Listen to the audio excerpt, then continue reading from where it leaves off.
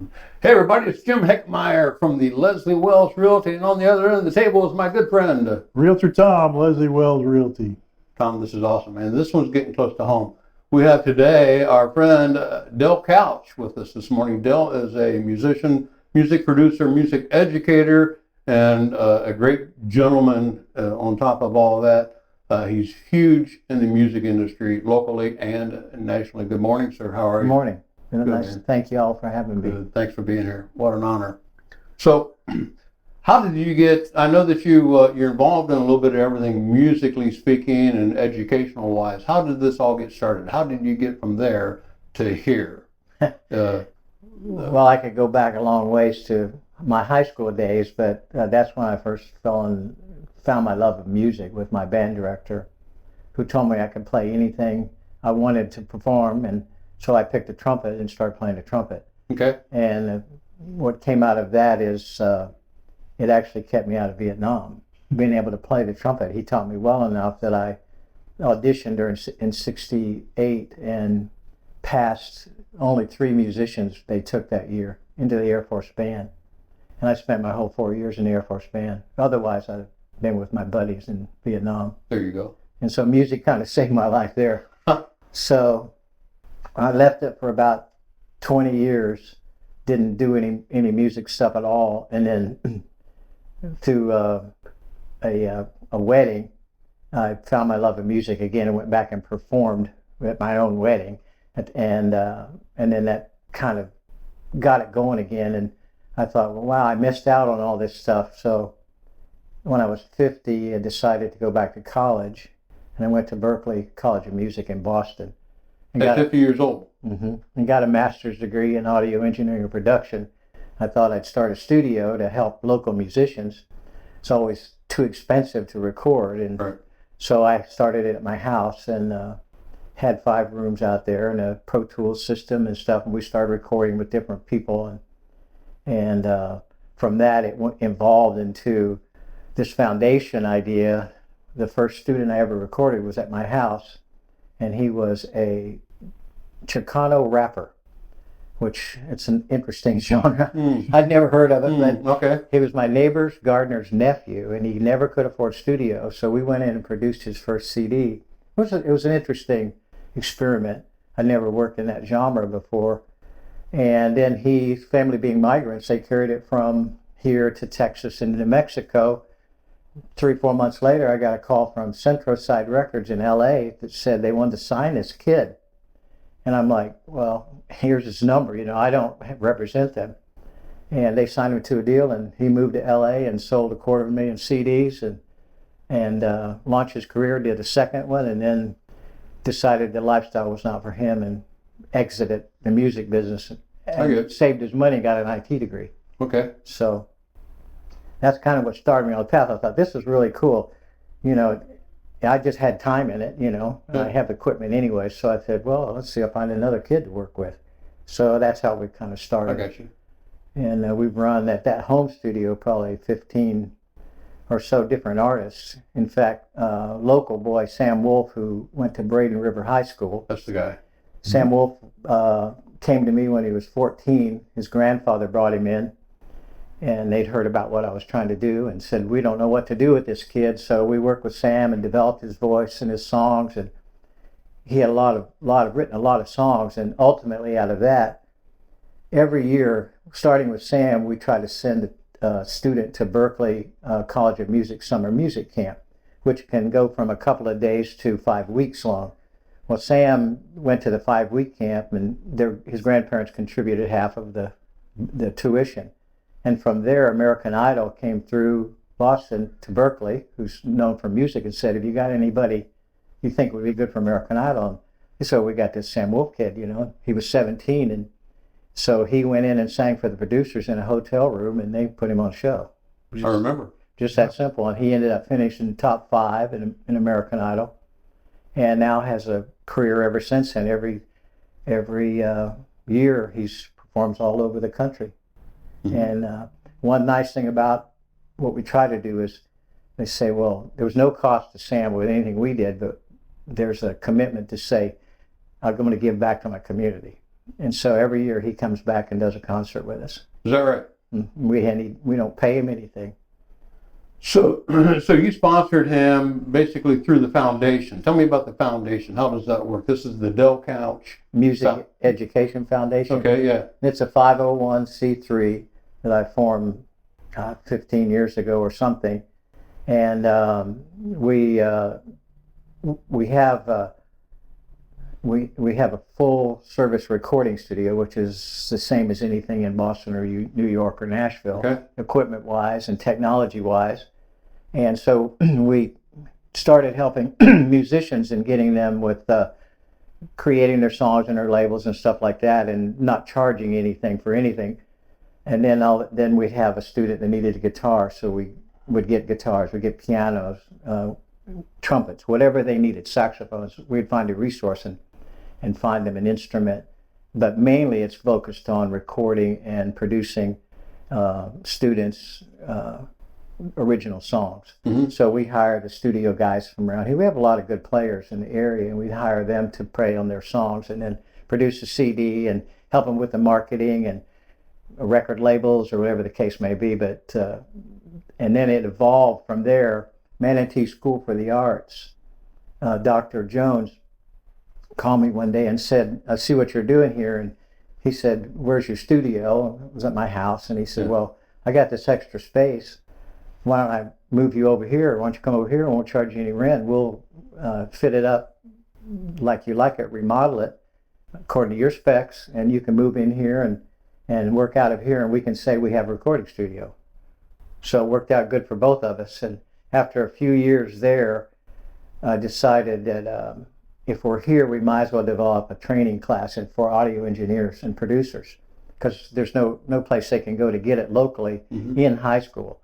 And to go to Full Sail University or any of those, it's so Takes money. expensive. Yeah. So most of them never get to do it. So we started a class in audio engineering using Pro Tools. I designed a class based on Berkeley methods. It's approved by the state. So we started teaching that class there. And I myself being the only teacher, of course, but and I'm not compensated for that. The school doesn't pay us. Right. I mean, they give us free rent. So that worked out pretty good. But since then, since that first class, it's developed now into 4 classes, 9th, 10th, 11th, and 12th grade, encompassing commercial music, production, and audio engineering. And last year, because of the changes in pandemic, the way certifications work, you usually had to go somewhere and pay a lot of money to be certified in the Avid Pro Tool product, which is the de facto standard across the country.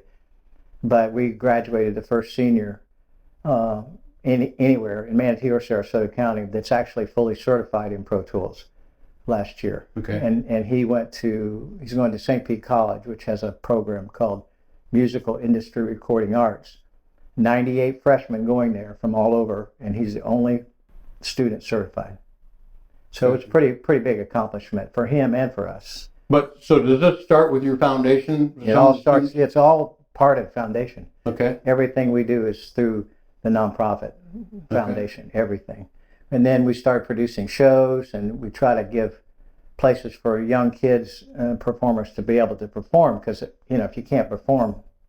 So we made a deal with the Braden Area Regatta 8 years ago, and we furnished all the talent up to the national acts all day long. And so we've been doing that for 8 years now. And I have 2 stages, and we try to get 15 or 20 kids out there, maybe their first show ever at 10 o'clock in the morning, and they work their way through. And some of them, like Sam, he did that. And Andy Purcell, who's another recent discovery, he did it at 10 o'clock in the morning. And this last year, he was a headliner with a full 9-piece band. Mm-hmm.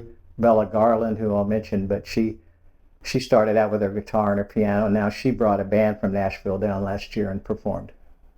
So the other day when my car broke down in your front yard, you were telling me about a young artist that you're very excited about. That is Bella Yeah. Garland.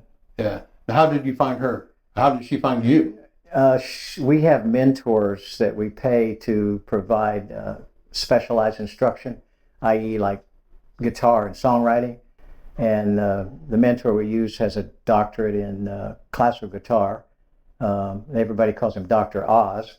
So Dr. Oz ran ads about learning to play guitar and music theory for songwriters. Bella answered that. He started working with her on her songs and songwriting, and immediately he said, we need to bring her into the studio. You need to work with this girl. So she came in when she was 16, and we started working with her, and now she's 19 and getting ready to launch a national career. Wow. So it's pretty cool. That's amazing. She's actually interning right now with one of the top songwriters in the world. He's a Songwriter Hall of Fame member.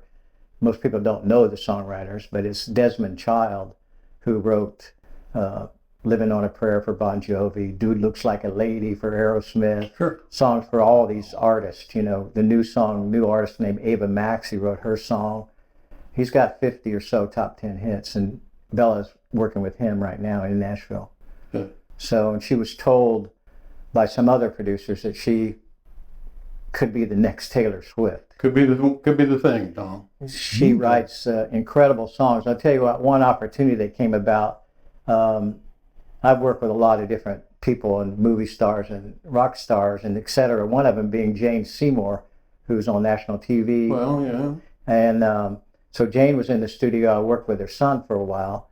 And Jane was being honored at a dinner in Pittsburgh for her philanthropical work through her Open Heart Foundation.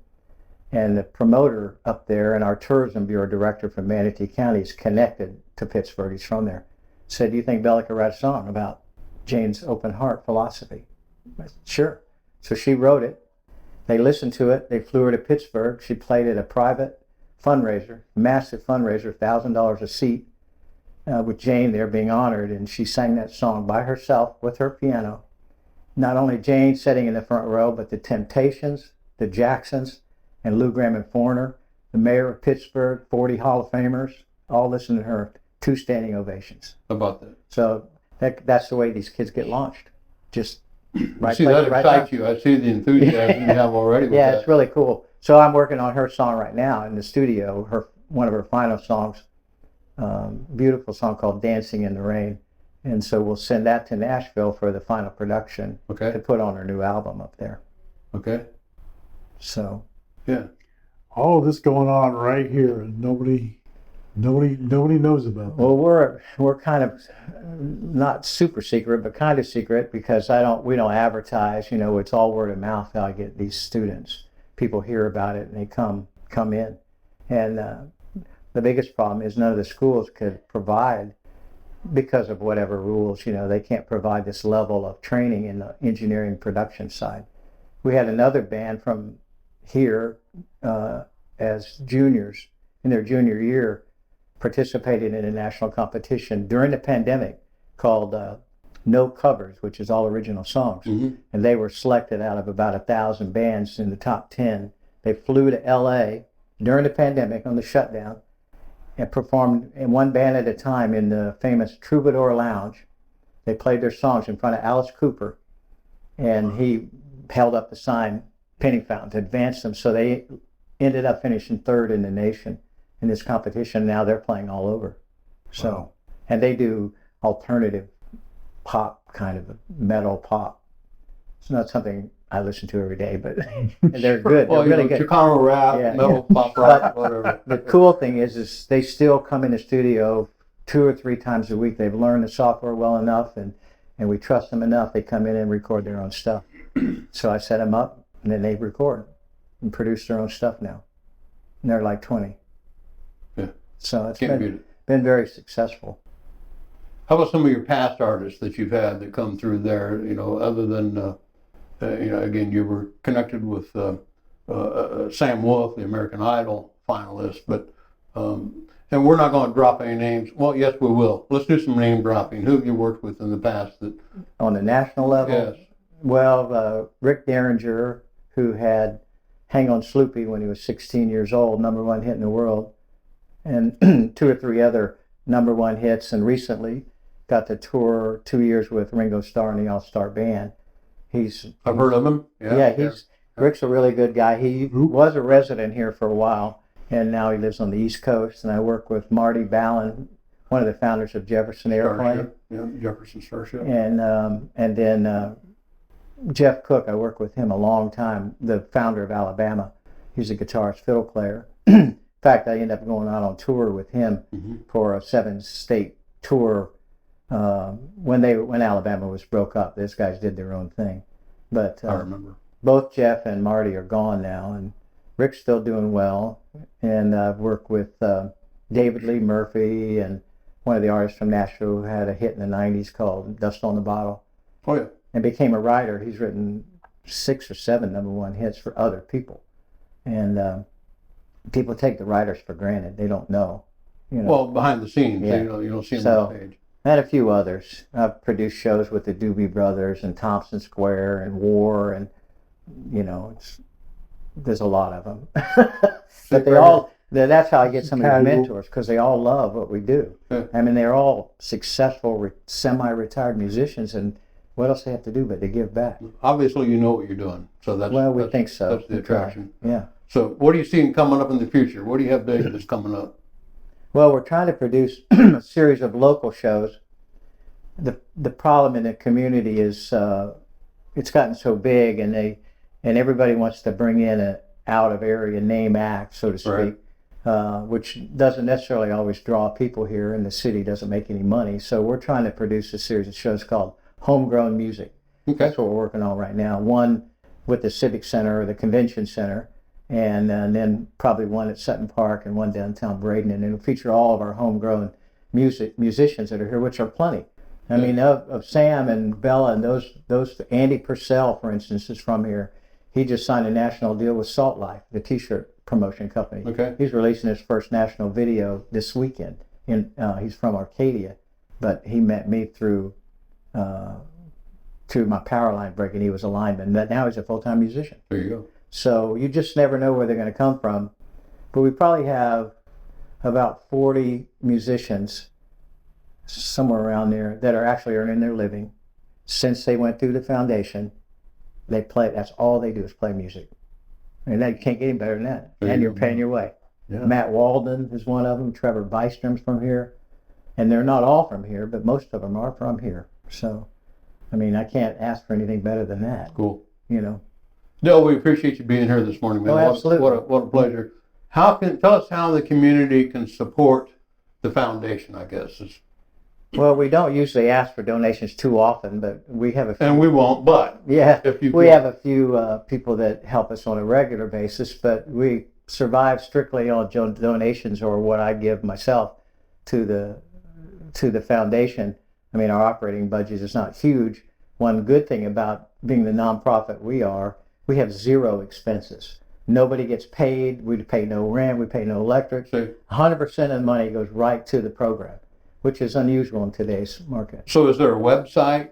Yeah, it's Del Couch Music Education Foundation. We're redoing it right now to update it with some of the successes we've had, because I'm so busy doing everything. I'm not a web person, but I get it. we are updating that. And of course, they can always, Google me and reach out that way too. There's a lot of stuff on the internet about what we do. So, Or if your car breaks down in his front yard, you Yeah. can contact him that or way. we'll push you into the driveway. Yeah. And Bill, now Jim absolutely. plays the guitar as a result of that. There, so, there you go. Yeah. Yeah. Bill, thanks again, my friend. Sure, what absolutely. an honor and a Thank you. privilege to have you in this Thank morning. you, guys. Thank Okay, everybody, it's Jim Hagemeyer with the Leslie Wells Realty Company at Tom and Jim's Awesome Real Estate Adventure. Thanks so much. Take care. Thank Bye-bye. you.